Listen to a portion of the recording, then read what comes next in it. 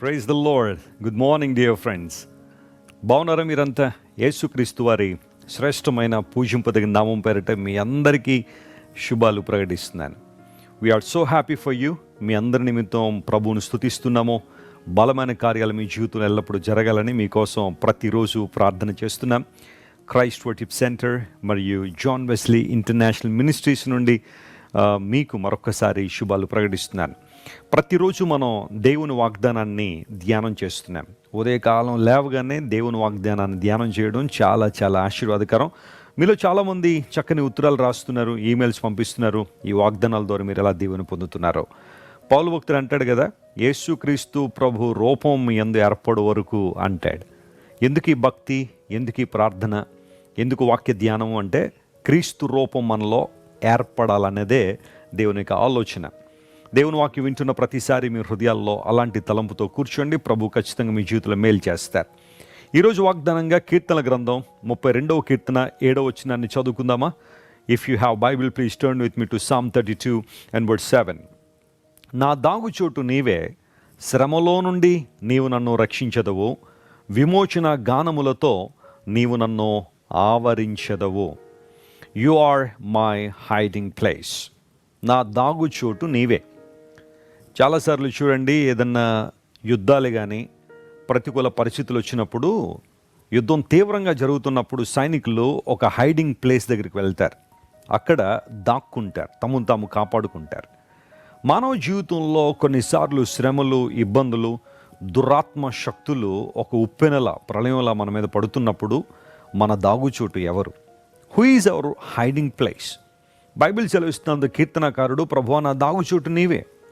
శత్రువులు నన్ను తరుముతున్నప్పుడు, భయంకరమైన దుష్టులు నా మీద చెలరేగుతున్నప్పుడు, కొన్నిసార్లు పరిస్థితులు నన్ను ఉక్కిరిబిక్కిరి చేస్తున్నప్పుడు నేను ఎటు పరిగెత్తాలి? ఎవరి దగ్గరికి వెళ్ళాలి? సాధారణంగా మనకి ఏదైనా సమస్య రాగానే, ఇబ్బంది రాగానే ఎవరో ఒకరు మనకు సహాయం చేయాలనో, లేదా ఎవరో ఒకరు మనల్ని ఆదుకోవాలనో వారి దగ్గర పరిగెత్తడానికి మనం ఇష్టపడుతుంటాం. కానీ బైబిల్ సెలవిస్తూ ఉంది, అటువంటి సమయాల్లో మన హైడింగ్ ప్లేస్ దేవుడే, మన దాగుచోటు ప్రభువే. యుద్ధ సమయాల్లో కొన్ని సందర్భాల్లో కొన్ని ప్రాంతాలు ఉంటాయి, చాలా సెన్సిటివ్ ఏరియాస్ ఉంటాయి.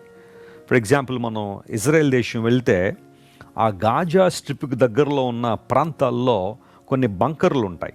అవన్నీ కూడా సామాన్య ప్రజల కోసం గవర్నమెంట్ వారు కట్టిన బంకర్స్. అవన్నీ కూడా ఎప్పుడైనా సరే మిసైల్స్ ప్రయోగిస్తున్నప్పుడు శత్రు దేశం వాళ్ళు, వీళ్ళందరూ ఏం చేస్తారంటే వారి గృహాలన్నీ వదిలిపెట్టేసి ఆ బంకర్లోకి వెళ్ళిపోతారు, అక్కడ దాక్కుంటారు. అందులో ఉన్న వాళ్ళకి భద్రత ఉంటుంది, అందులో ఉన్న వాళ్ళు సురక్షితంగా ఉంటారు. అంతేగాని అలాంటి సమయాల్లో నేను బయట తిరుగుతానండి, నా ఇష్టానుసారం వెళ్తాను అన్నప్పుడు ఇబ్బందులు పాలయ్యే పరిస్థితి ఉంటుంది. దేవుని లేఖనం సెలవిస్తున్న మాట, యేసుక్రీస్తు ప్రభువారు మనకి దాగుచోటుగా ఉన్నారు. మన జీవితాల్లో కొన్ని సందర్భాల్లో మనం ఎదుర్కొంటున్న ప్రతికూల వాతావరణాల్లో ఆయన తప్ప మనకు ధైర్యం ఇచ్చేవారు మరొకరు లేరు.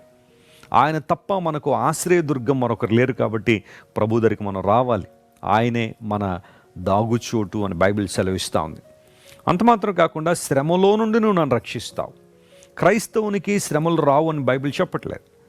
క్రైస్తవులు కొన్ని సందర్భాల్లో ఇబ్బందుల్లో పడరు అని బైబిల్ చెప్పట్లేదు. కానీ మనకున్న నిరీక్షణ, మనకున్న విశ్వాసం, ఆ శ్రమలో నుండి దేవుడు మనల్ని రక్షిస్తాడు. ఎందుకంటే తన సాక్షులుగా మనం నిలబడ్డానికి. ఏ శ్రమ అయితే మనం ఎదుర్కొంటున్నామో, ఏ ప్రతికూల వాతావరణం అయితే మనల్ని ఉక్కిరిబిక్కిరి చేస్తుందో, దేవుడు దానిలోంచి మనల్ని విడిపించడం వలన ఆయన తన నామాన్ని మహింపరుచుకుంటారు. బైబిల్లో మీరు చూడండి, ఏ భక్తుడినైనా శ్రమ లేకుండా వారి జీవితాలు లేవు. ఎన్నో శ్రమల్లో, ఇబ్బందుల్లో వారు ప్రయాణం చేస్తూ దేవునికి మహిమకరంగా వారు జీవించారు. దానియేలు జీవితాన్ని మనం పరిశీలన చేస్తే, దేవునికి ప్రార్థన చేసినందుకు దానియేలును పట్టుకుని వెళ్ళి సింహాల బోనులో వేశారు. సింహాల బోనులో పడకుండా దేవుడు కాపాడొచ్చు కదా అని కొంతమంది ప్రశ్నించవచ్చు. కానీ దానియేలు జీవితం ద్వారా దేవుడు మరెక్కువ మహిమ తీసుకురావాలనుకున్నాడు. కాబట్టి సింహాల బోనులో పడినప్పటికీ కూడా దానియేలు దేవుని నుండి కాపాడబడ్డాడు. కొన్నిసార్లు మన జీవితంలో అలాంటి పరిస్థితి, చుట్టూ సింహాలు మన చుట్టూ చేరి ఉన్నప్పుడు దేవుడు మనల్ని భద్రపరిచేవాడు. ఎప్పుడు అధైర్యపడద్దు, కృంగిపోవద్దు.